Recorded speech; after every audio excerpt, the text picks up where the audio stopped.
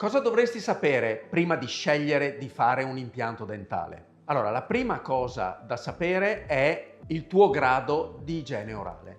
Sembra banale, sembra strana questa cosa che ti sto dicendo, ma devi sapere che per avere una percentuale di successo altissima nell'inserire gli impianti nel tuo cavo orale, dobbiamo farlo in una condizione di igiene orale corretta e sotto controllo. Questa cosa è molto importante perché i batteri che possono intaccare l'osso sui denti lo intaccano anche a livello implantare. Quindi se l'impianto non è soggetto alla carie, è soggetto comunque alla malattia parodontale.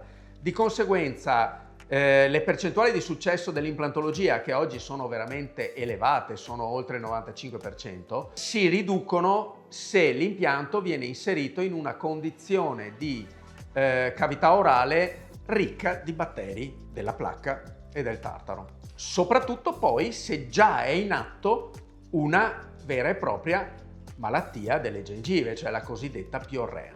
L'inserimento di un impianto sicuramente rappresenta un miglioramento della tua qualità di vita, di masticazione e di estetica. Ma prima di decidere di farti applicare un impianto, valuta che la situazione delle tue gengive sia in perfetta salute.